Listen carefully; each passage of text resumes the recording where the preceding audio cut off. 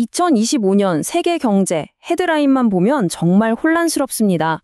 한쪽에선 축포를 터뜨리는데 다른 한쪽에선 경고음이 계속 울리고 있거든요. 오늘 이 완전히 상반된 신호 뒤에 숨어있는 진짜 이야기가 뭔지 한번 파헤쳐 보겠습니다. 자, 이걸 한번 보세요. 한편에서는 S&P 500 지수가 사상 최고치를 막 경신하면서 투자자들은 샴페인을 터뜨리고 있는데 바로 그 똑같은 시간에 다른 한쪽에선 주요 경제 보고서들이 불확실성이 최고조에 달했다면서 엄청난 경고음을 울리고 있단 말이죠. 아니, 어떻게 이 두 가지가 동시에 말이 될까요? 이 상반된 신호, 이게 바로 오늘 우리가 풀어야 할 퍼즐입니다. 우리는 지금 엄청난 호황의 문턱에 서 있는 걸까요? 아니면 낭떠러지를 향해 달려가는 불황의 길목에 있는 걸까요? 2025년 경제의 진짜 얼굴, 지금부터 한번 제대로 들여다보겠습니다. 우선 저 수평선 너머에 잔뜩 끼어있는 먹구름부터 살펴보죠. 그러니까 전문가들을 바짝 긴장시키고 있는 주요 글로벌 리스크들 말입니다. 이 불확실성의 가장 큰 핵은 바로 미국입니다. 만약 트럼프 2.0 행정부가 들어선다면 이건 단순히 미국 우선주의를 넘어서는 문제거든요. 동맹보다는 양자 협상을 우선시하는 미국 유일주의로의 전환. 이건 전 세계 질서의 판을 완전히 뒤흔들 수 있는 그런 변화를 의미합니다. 이 표를 보면 그 파급력이 어느 정도일지 짐작이 가시죠. 예를 들어서 모든 수입품에 10에서 20% 관세를 때리고 특히 중국산에는 무려 60%를 부과한다? 전 세계 공급망은 말 그대로 대혼란에 빠질 겁니다. 또 법인세를 15%로 확 낮추는 건 미국으로 투자를 끌어들일 수는 있겠지만 동시에 전 세계적인 조세 경쟁에 불을 붙일 수도 있는 거고요. 이 하나하나가 정말 세계 경제의 판도를 뒤집을 수 있는 엄청난 변수들입니다. 정치적인 변수뿐만이 아니죠.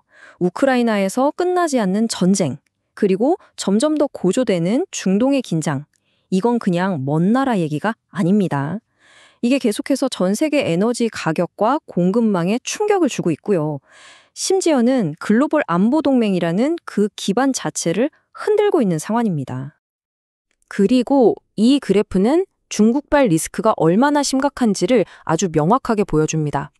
여기 위로 쭉 치솟는 선 보이시죠? 이게 제조업 투자인데 정부가 공장에 어마어마한 돈을 쏟아붓고 있다는 뜻이에요.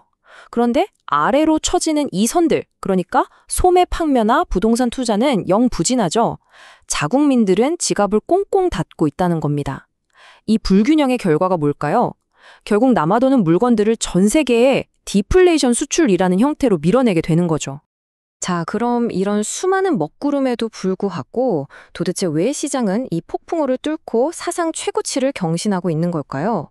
그 답은 바로 반대 방향에서 불어오는 아주 강력한 바람, 바로 기술의 힘에 있습니다. 25조 6천억 달러. 이 숫자가 감이 잘 안 오시죠?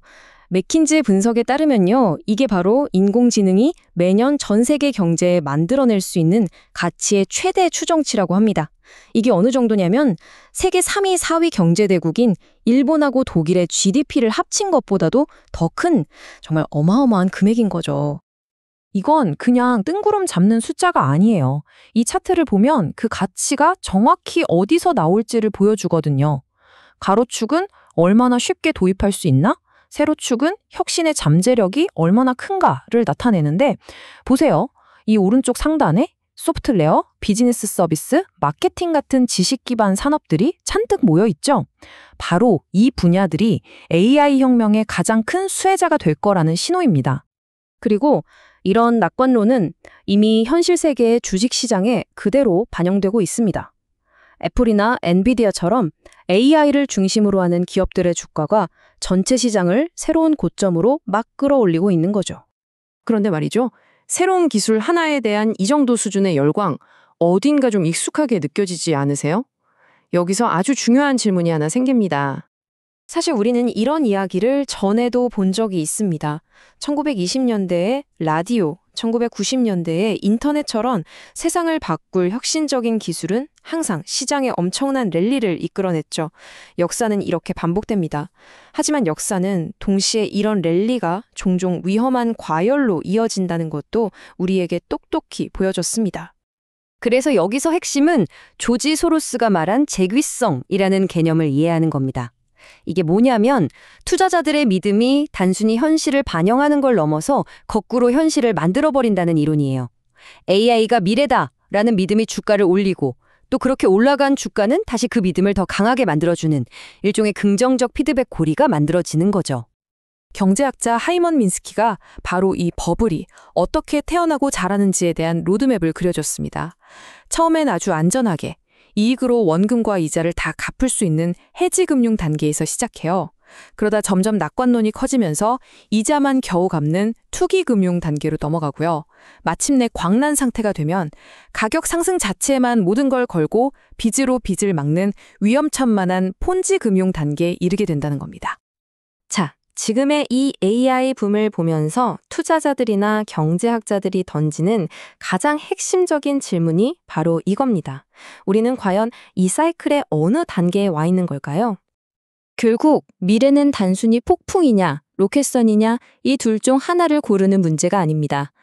그 둘이 정면으로 부딪히는 지점에서 발생하는 이 엄청난 난기류를 우리가 어떻게 뚫고 나갈 것이냐의 문제죠. 그렇다면 이 거센 난기류 속에서 우리의 전략은 뭐가 되어야 할까요? 3일 PwC 보고서는 딱 한마디로 정리합니다. 각자 도생. 불확실성이 극에 달한 이런 환경에서는 이제 글로벌 협력보다는 각자 자기 나라의 이익을 최우선으로 하는 보호주의나 자급자족 전략이 훨씬 더 강해질 거라는 뜻입니다. 궁극적으로 우리가 꼭 기억해야 할 것은 이겁니다. 이 두 가지 거대한 이야기, 그러니까 아주 비관적인 내러티브와 극도로 낙관적인 내러티브가 바로 지금 동시에 일어나면서 세계 경제를 서로 다른 방향으로 잡아당기고 있다는 사실이죠. 그러니까 2025년의 진짜 질문은 바로 이거겠죠. 이 지정학적 리스크라는 거대한 폭풍과 기술혁명이라는 초고속 로켓선이 정면으로 부딪힐 때 여러분은 과연 어디에 단단히 발을 딛고 서 있을 수 있을까요? 이 거대한 두 힘, 이 두 가지를 모두 이해하는 것, 그게 바로 지금 우리 눈앞에서 완전히 재편되고 있는 이 세상 속에서 내 자리를 찾는 첫걸음이 될 겁니다.